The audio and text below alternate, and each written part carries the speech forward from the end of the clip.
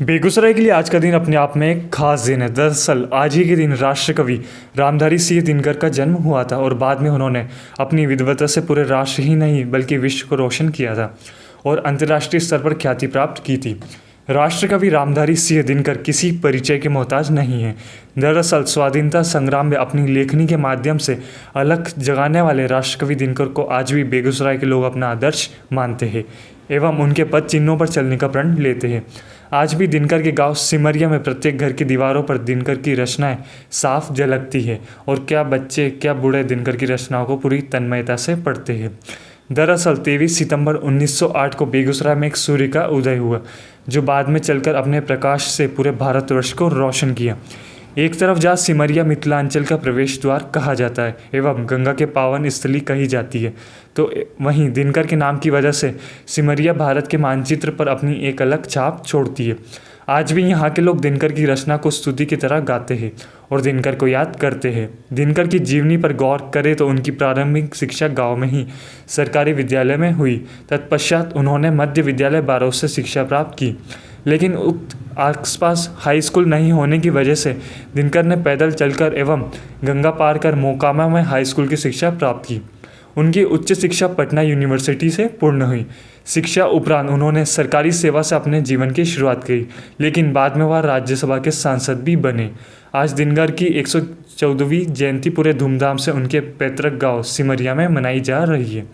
इस अवसर पर पूरे जिले में कई कार्यक्रम आयोजित किए गए, लेकिन दिनकर के पैतृक गांव सिमरिया के लोग आज भी उनकी रचनाओं को याद कर एवं उनका पाठ कर दिनकर के पद चिन्हों पर चलने की कसमें खाते हैं।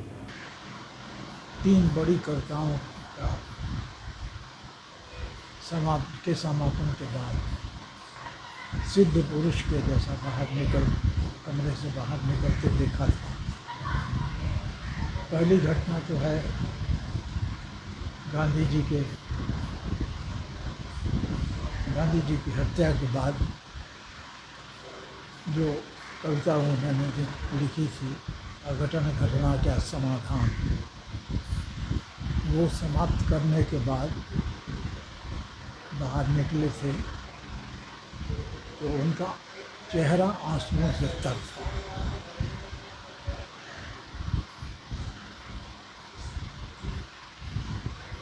राष्ट्रकवि पूज्य रामधारी सिंह दिनकर जी की जयंती यहाँ पे सिमरिया में करीब एक सप्ताह या एक पखवाड़े का कार्यक्रम होता है, जिसमें साहित्यिक गतिविधियाँ होती हैं, प्रतियोगिताएं होती हैं और इस तरह की तमाम चीज़ें और आयोजित होती हैं। कि 114वां जयंती है इस बार, और हम लोग गांव में आज से नहीं 10 साल से गांव की हर दीवार पर दिनकर की कविता लिखी गई है। और इस कविता से ये फ़ायदा हुआ कि गांव के हर बच्चे, बूढ़े, नौजवान, पढ़े लिखे, मूर्ख भी हैं तो दिनकर की कविता 2 लाइन गांव में के हर लोग दिनकर की कविता को याद किए हुए हैं। दिनकर हम लोगों का मेन उद्देश्य है कि जन जन तक, कण कण तक दिनकर पहुँचे, उसमें हम लोग सफल भी हो रहे हैं। एक आध कविता का बताइए। दिनकर ने लिखा था कि लोहे के पेड़ हरे होंगे, तू गान प्रेम का गाता चल, नम होंगी यह मिट्टी जरूर, आंसू के कण बरसाता चल। वास्तव में लगातार संघर्ष करने के बाद हम किसी भी मंजिल तक पहुंच सकते हैं।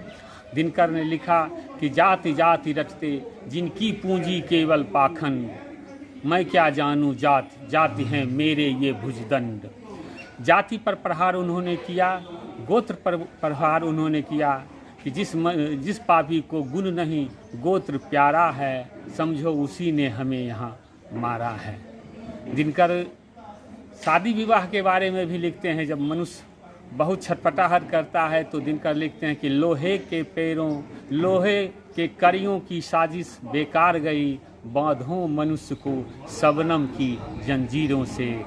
वास्तव में जब मनुष्य नौजवान उच्छृंखल हो जाता है तो उसे शादी विवाह के बंधन में जब बंधाया जाता है तब वह निश्चित रूप से एक सभ्य मनुष्य बनता है। इसीलिए दिनकर ने लिखा करके परिचय के मुहताज नहीं, वो उनका परिचय तो उनकी विभिन्न कविताएं हैं मृत मानव का के विजय का तूड़ी हूँ मैं, उर्वशी अपने समय का सूर्य हूँ मैं।